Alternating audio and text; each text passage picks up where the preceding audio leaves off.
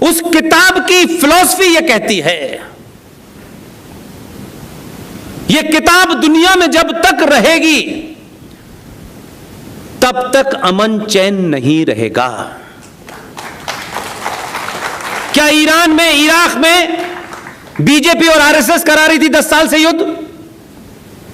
क्या Syria, Libya ये सब इस्लामिक देश थे? ये सारे देश कन्वर्ट हुए हैं।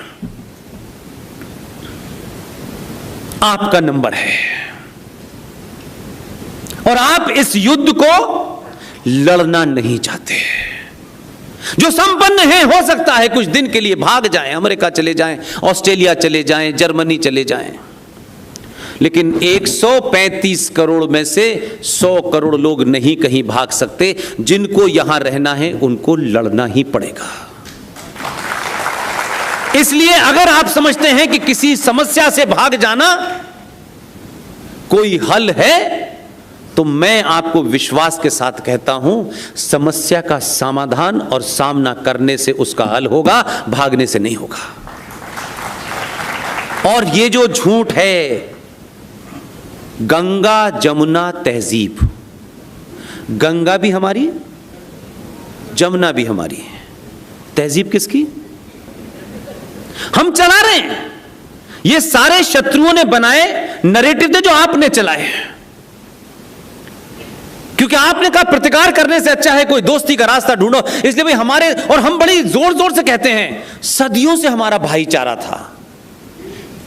और आजकल तो पॉलिटिकल इस झगड़े में कुछ लोग, वो भी सनातनी हैं, पार्टी उनकी चली, कुछ लोग सनातन से ज्यादा बड़ी अपनी पार्टी समझते हैं। वो आज भी कहते हैं ये आ गए हैं 2014 से, तब से देश का माहौल खराब हो गया है। उससे पहले तो दूध की नदियां बह रही थी, हर गली में सोने की सड़कें थी। ये आ गए हैं, इसकी वजह से समस्या हो गई है। और इतना भाईचारा था हमारे अंदर, लेकिन पूछो 2014 से पहले भारत के गृह मंत्रालय की रिपोर्ट निकाल के देखो, 3900 हिंदू मुस्लिम दंगे उनके दौर में हुए हैं जो कह रहे थे भाईचारा था।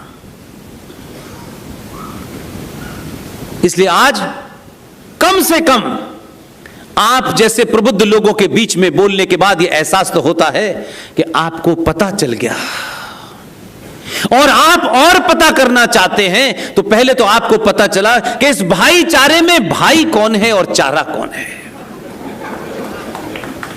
तो कम से कम आप आज मेरे बात को सुनने के लिए, इतने गणमान्य लोग, इतने महत्वपूर्ण लोग मंच पे भी हैं और मंच के नीचे हैं, ये तो समझ गए हैं कि चारे का पता चल गया है, भाई का पता चल गया है, और अब आप भाई का इलाज ढूंढना चाहते हैं। तो पहला परिवर्तन क्या है? आपने पहला परिवर्तन यह किया कि आपने अपना हीरो बदल दिया।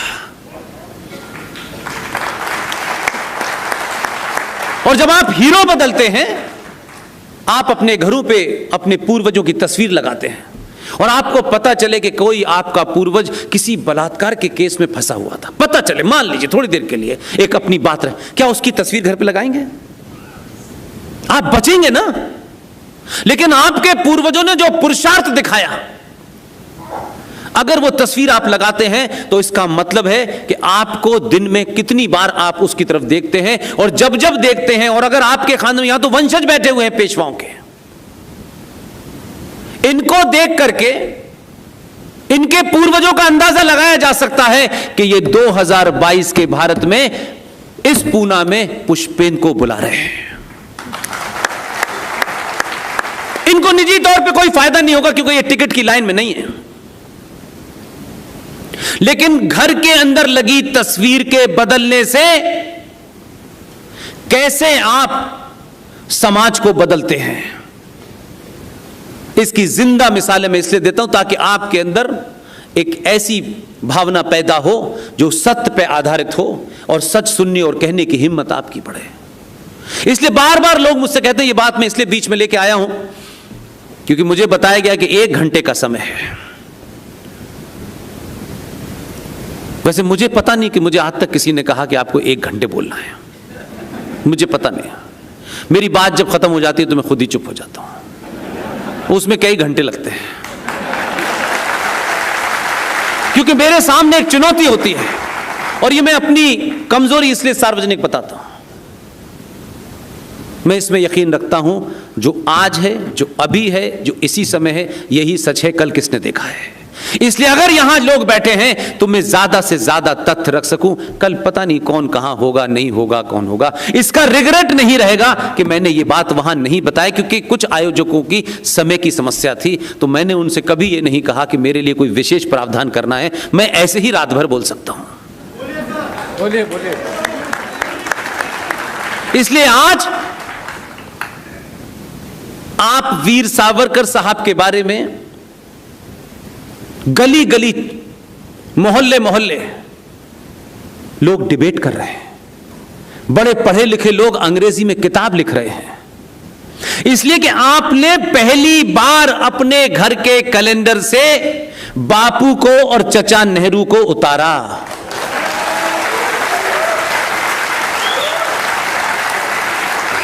यह बिल्कुल वैसे ही बात है कि सेना के किसी अफसर से, सेना के किसी जवान से जो बॉर्डर पे खड़ा हुआ है, उससे आप ये उम्मीद करें कि वो सेना के ऊपर भाईचारा कायम करे। वो नहीं करेगा। भाई ने आंख उठाई, वो भाई की आंख बाहर निकाल लेगा, यही उसका कर्तव्य है। इसलिए आज आपके सामने जो सबसे बड़ी चुनौती थी, जो पहली लेयर थी, मैं समझता हूं कि टूटी भले ही ना हो, लेकिन उसमें पिछले 10-12 साल में देश भर में जो लोग बोल रहे हैं, बिना स्वार्थ के, बिना पार्टी के, बिना संगठन के, और किसी को भी माफ नहीं करते वो। इसके कारण वो पहली दरार पड़ना शुरू हुई है, जिसके बाद आप सामाजिक तौर पर अपने हीरोज को चुनते वक्त ये नहीं सोचते लोग मेरे बारे में ये राय बनाएंगे यार कि यार ये बड़ा एक्सट्रीमिस्ट हो गया यार, ये बड़ा एंटी मुस्लिम हो गया यार, ये बड़ा भक्त हो गया यार। आपने कहा कि बापू की तस्वीर, नेहरू की तस्वीर, फिर बेटी की तस्वीर, फिर बेटे की तस्वीर, और अभी इसको तस्वीर लगाने का समय नहीं मिल रहा। आपने जिस दिन अपनी उस साइकोलॉजी को बदला, ये थोड़ी गंभीर बात है। आप अपने किसी को माने, नेता को अच्छा बुरा, ये एक अलग इशू है। इस देश में जब भी पॉलिटिकल साइंस का स्टूडेंट हूं मैं, जब भी इस देश में इतिहास लिखा जाएगा और चाटुकार अगर नहीं लिखेंगे तो ये घटना इतनी बड़ी है जो 700 साल के बाद हुई है। मैं तथ्यों पे कह रहा हूं, लफ्ज़ी नहीं कर रहा मैं। हम सब ने एक लंबे समय तक एडजस्टमेंट किया। हमको लगा कि हमारे किसी के कहने से, किसी की तारीफ करने से हमारे किसी से संबंध खराब हो जाएंगे, इसलिए हमने कायरों को, लालचियों को, दलालों को हमने अपना हीरो बनाए रखा। तो जब भी पॉलिटिकल कमेंटेटर इस देश का इतिहास लिखेंगे, अगर वो ईमानदार होंगे तो वो ये नहीं लिखेंगे कि ये देश 2014 में बदला, वो ये नहीं लिखेंगे। ईमानदारी इसमें दूसरी है। मैं उसको दूसरे तरीके से देखता हूं, क्योंकि मेरे लिए टारगेट राष्ट्र है, सरकार नहीं है। 2014 पैदा इसलिए हुआ कि जो समाज शाम को मुंह पे कपड़ा बांध ले, चींटी भी मर जाए तो इतना गिल्टी कॉन्शियस हो जाता था कि अपने मन में ही प्रायश्चित करता था। जब उसे लगा कि आज की परिस्थितियों में